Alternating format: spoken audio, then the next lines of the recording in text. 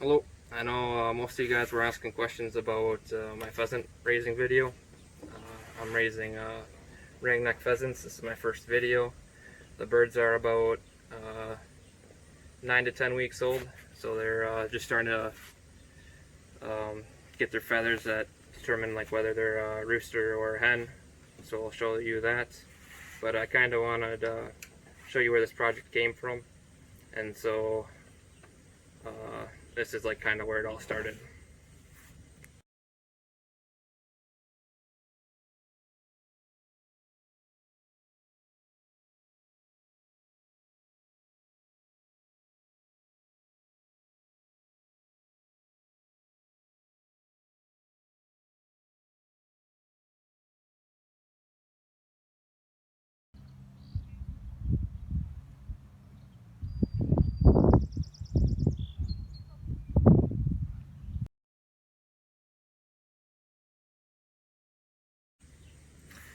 Alright, so first, like a lot of people don't know what a ringneck pheasant looks like, so I had the opportunity to buy one online. So this is what one looks like.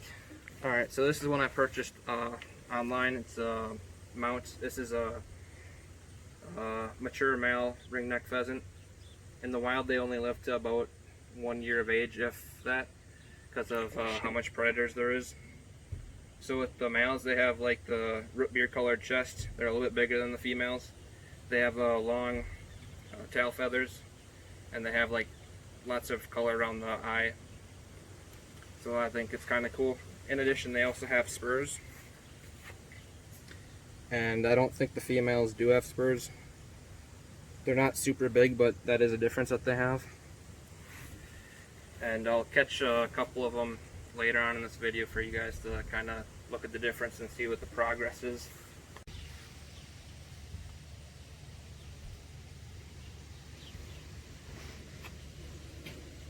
Alright, so when the birds were a little bit younger,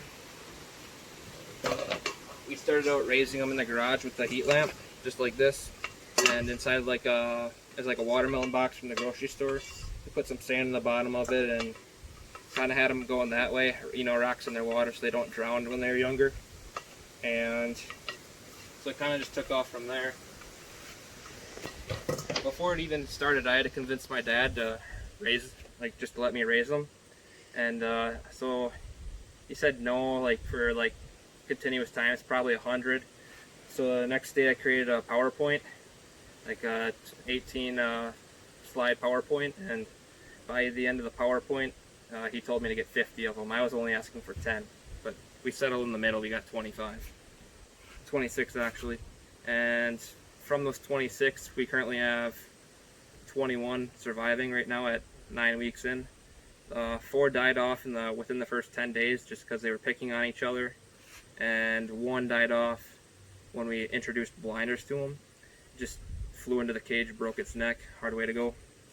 But this is a like blinder or peeper. It just prevents the birds from seeing each other, because if they see each other, they'll like want to peck each other.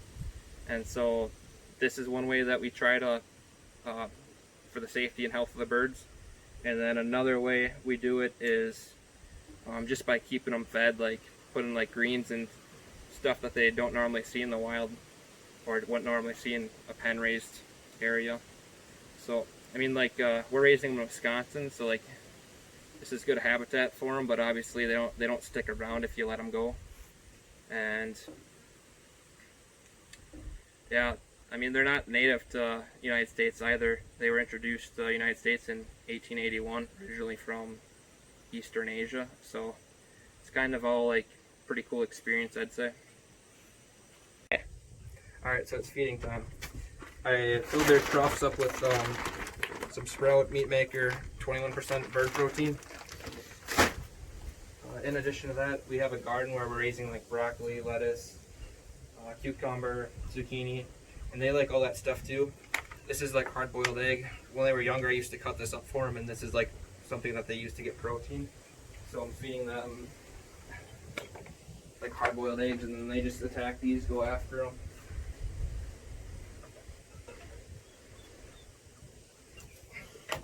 And so that's something that they kind of like a treat for them. they'll come up in packets. And now I'll catch a couple for you guys.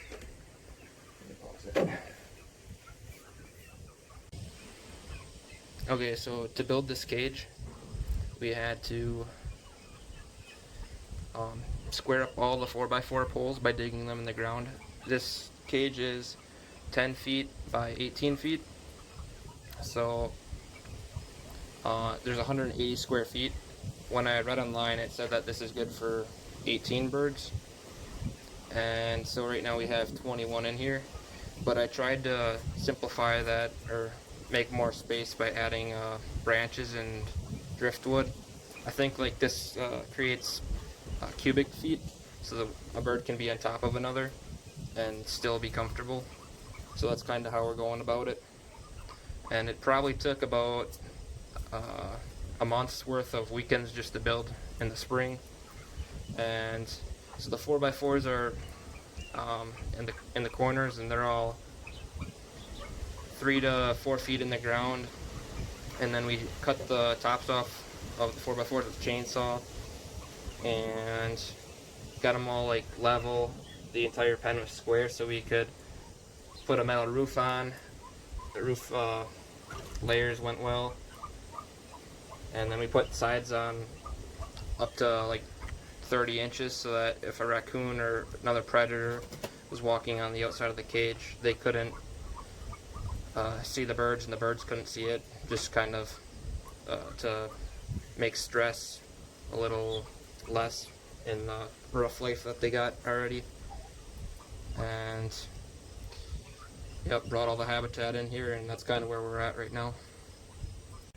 Okay, so I caught a rooster right here.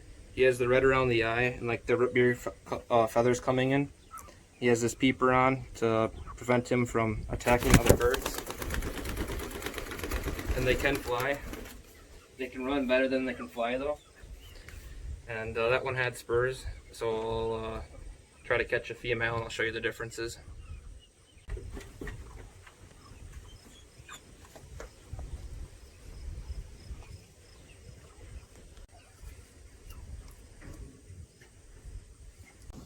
Alright, I caught a hen now, and this one is pretty much like the same kind of pattern all over.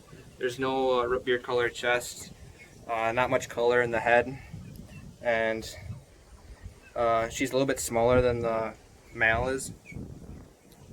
We still put blinders on all of them just to make sure that they all look similar, not one stands out from the rest. And this will kind of help with the lifespan. There's not much for spurs or anything here.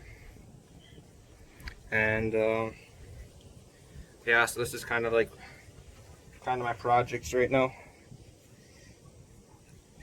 So I think it's pretty neat, and hopefully you guys learned something. Thanks.